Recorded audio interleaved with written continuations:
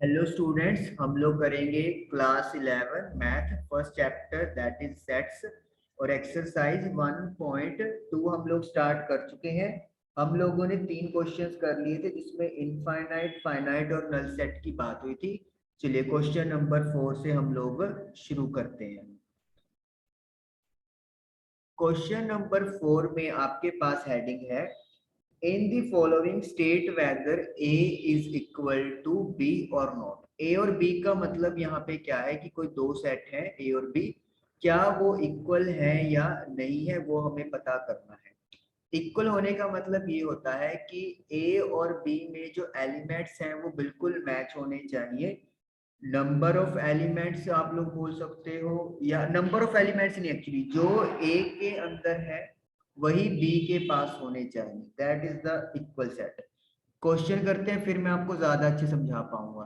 जैसे मेरे पास एक सेट ए है, A B C and D, और मेरे पास एक दूसरा सेट है B, that is D C B A. अब देखिए, जो आपके पास एलिमेंट ए सेट में है वही एलिमेंट बी सेट में है। ऑर्डर आगे पीछे है कोई मैटर नहीं करता। कोई भी एक एलिमेंट ऐसा नहीं है जो एक दूसरे के सेट में मतलब ना हो, तो इसलिए इन सेट को हम लोग ए इज इक्वल टू बी कहेंगे, या ए और बी दोनों इक्वल सेट्स है। सेकंड हमारे पास है a इज इक्वल टू 4 8 12 16, और जो b सेट है वो है 8 4 16 18। देखिए 4 ए में है बी में भी है, 8 ए में है बी में भी है, लेकिन जो 12 है वो ए में है लेकिन बी में नहीं है। एक भी एलिमेंट आपको ऐसा दिख जाए तो वो सेट इक्वल नहीं हो सकते, तो ए बी के इक्वल नहीं है। 16 भी है लेकिन बी का 18 और ए का 12 नहीं है, तो इसीलिए these are not equal set. देखिए यहाँ पे नंबर ऑफ एलिमेंट सेम है, 4 इधर है 4 इधर है, लेकिन फिर भी ये सेट्स को इक्वल नहीं कर सकते क्योंकि अंदर जो एलिमेंट है वो इक्वल होने चाहिए, सेम टू सेम होने चाहिए। एक्चुअली सेट ए है 2 4 6 8 10, और सेट बी है मेरे पास, सेट में जो एलिमेंट है उसमें आपको स्टेटमेंट दी हुई है x is a positive even integer and x is less than या इक्वल टू 10। तो b के एलिमेंट क्या बनेंगे? पॉजिटिव इवन इंटीजर 10 या 10 से छोटे, तो कौन कौन से हैं? 2 4 6 8 एंड 10।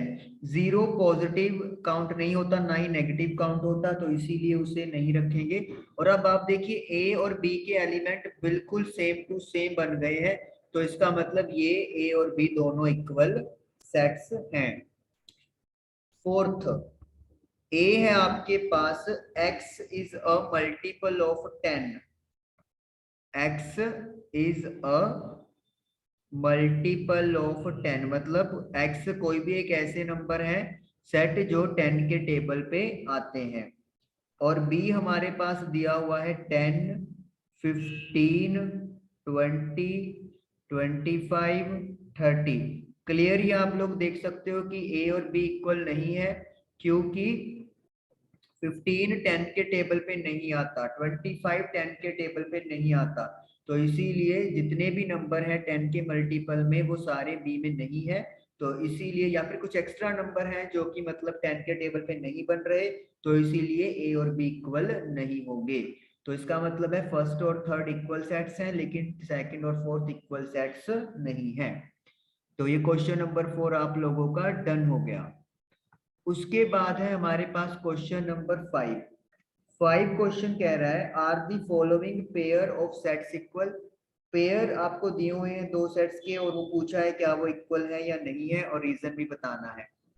ए जो है वो मेरे पास गिवन है 2,3, और जो बी है वो मुझे बताया गया है x is solution of x square plus 5x plus 6 is equal to 0। चलिए तो पहले हम लोग इस क्वाड्रेटिक इक्वेशन को सॉल्व कर लेते हैं। स्प्लिट कर दो, 5x को 3x प्लस 2x लिख देंगे, x कॉमन निकाल लो, x प्लस 3, 2 यहां से कॉमन निकाल लो, x प्लस 3, तो ये बन गया x plus 3, x plus 2 is equal to 0। तो x प्लस 3 को 0 पुट कर देंगे और x प्लस 2 को भी 0। तो x की वैल्यू -3 आ गई और एक x की वैल्यू -2 आ गई। लेकिन यानी कि हमारा जो b सेट है वो बन गया -2, -3। लेकिन a सेट क्या है 2, 3। तो इसका मतलब क्या है, यहाँ पर a और b इक्वल नहीं है। तो इस तरीके से जो आंसर है वो आएगा कि a and b are not equal. तो ये पेयर इक्वल नहीं है। चलिए इसका सेकंड, ये फर्स्ट पार्ट था हमारा फिफ्थ का, इसको क्लियर करके अब करते हैं सेकंड पार्ट। सेकंड पार्ट में स्टेटमेंट है ए बता रहे हैं एक्स एक लेटर है in the word follow, FOLLOW। तो यानी कि ए सेट हमारा क्या बन जाएगा, ए आपका सेट बन जाएगा F, O, L, W। तो ये आपका सेट ए बन गया। उसके बाद बी सेट की बात की गई है। बी सेट जो है उसमें बताया गया है y is a letter, y एक लेटर है और इसमें जो वर्ड आपको दिया गया है दैट इज वॉल्फ, WOLF। तो यानी कि जो बी सेट है वो मेरे पास बन जाएगा W, O, L, F। You can see कि ए और बी के जो एलिमेंट है वो बिल्कुल सेम टू सेम बन रहे हैं। तो इसका मतलब ए और बी दोनों इक्वल सेट्स हैं और इस तरीके से इनको हम लोग इक्वल सेट्स का पेयर कहेंगे। तो FOLW ये चीज आपके पास आ गई। Okay, next is question number 6।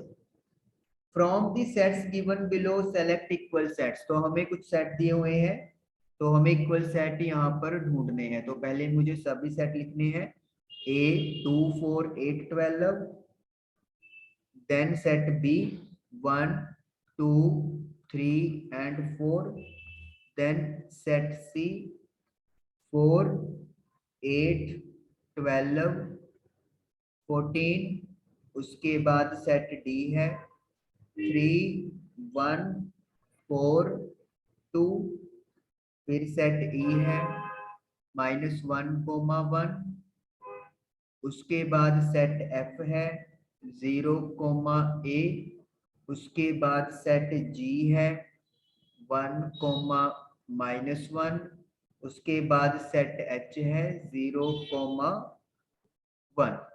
चलिए ए की अगर बात करेंगे, जो ए सेट है वो किसी के साथ इक्वल है, 2 आ रहा है, 4 भी आ रहा है लेकिन 8 नहीं आ रहा, तो बी के इक्वल नहीं है।